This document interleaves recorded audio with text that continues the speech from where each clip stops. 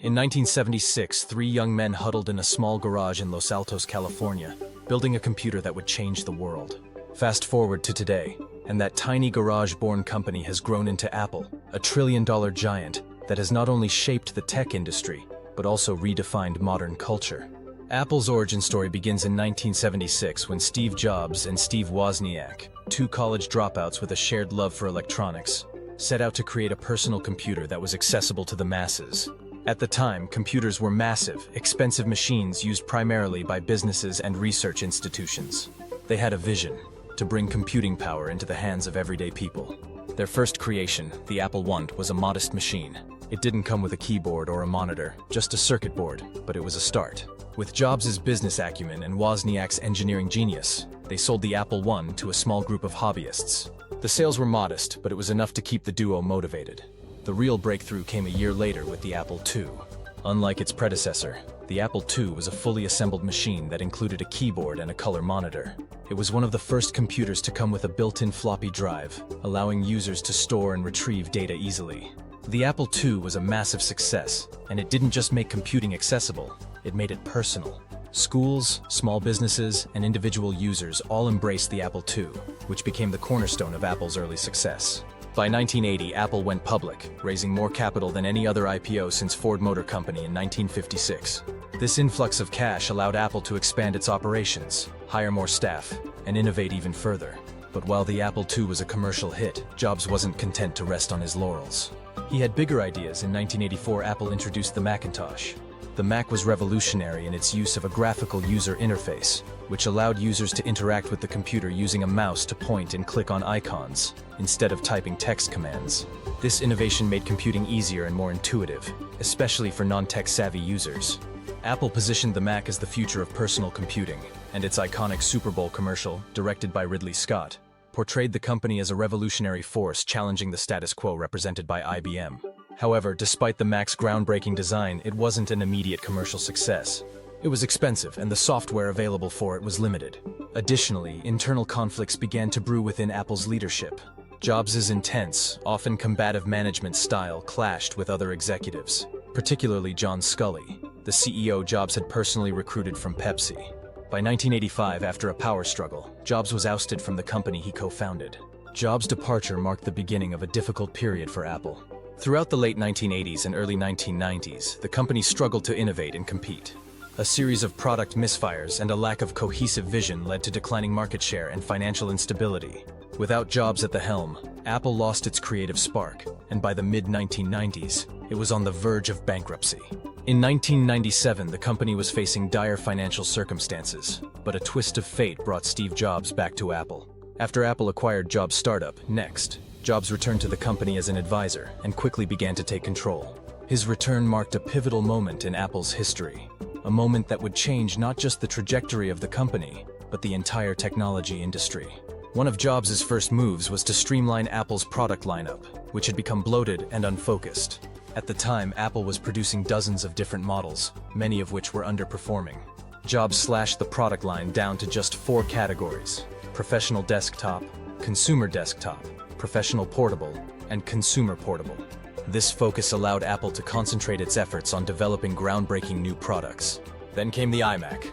Released in 1998, the iMac was a computer unlike any other on the market. Designed by Jony Ive, it featured a translucent, colorful shell that made it stand out from the beige boxes that dominated the industry. But the iMac wasn't just about looks. It was a powerful, user-friendly machine that re-established Apple as an innovator in personal computing. The iMac was a hit, selling millions of units and restoring the company's profitability. But Jobs wasn't done.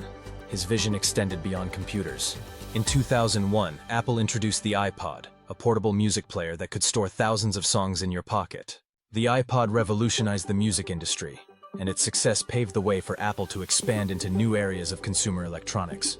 With the launch of iTunes, Apple created an entire ecosystem around digital media, forever changing the way music was bought, sold, and consumed.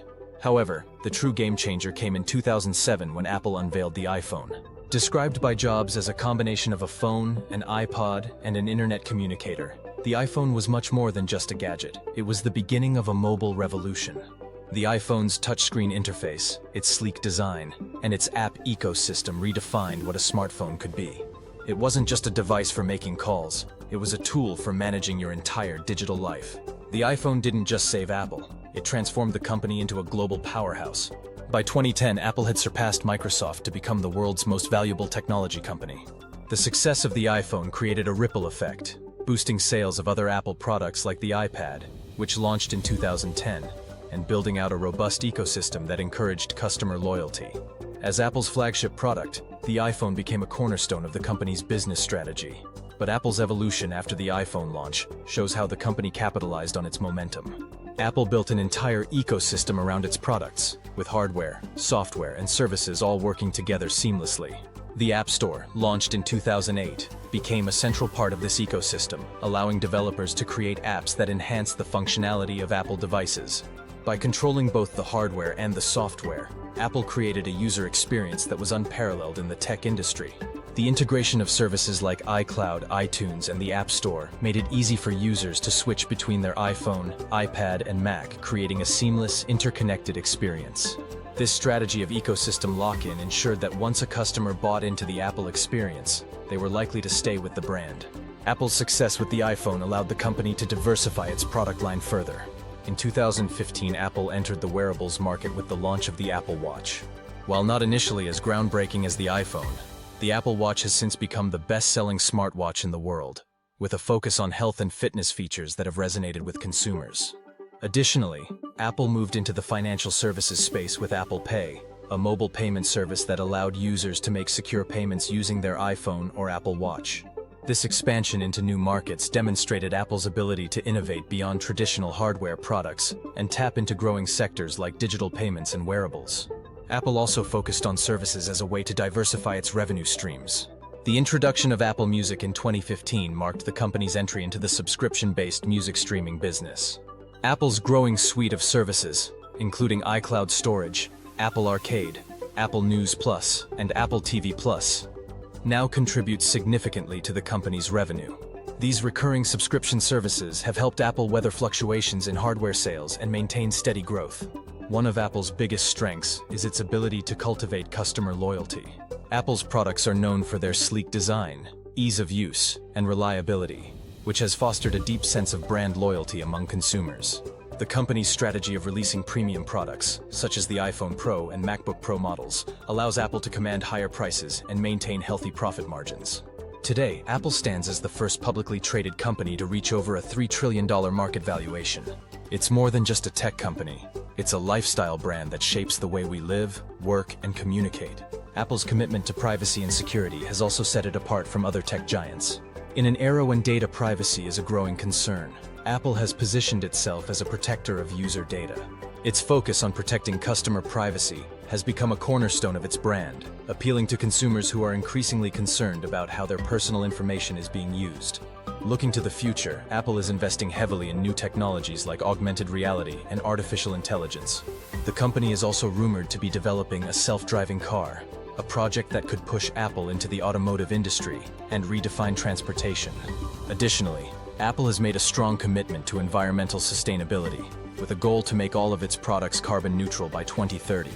This focus on sustainability reflects Apple's broader vision of not just being a leader in technology, but also a leader in corporate responsibility. What do you think the future holds for Apple? Will it continue to dominate, or are new challengers on the horizon? Don't forget to check out our next video about Henry Ford's influence on the modern industry, and thanks for watching.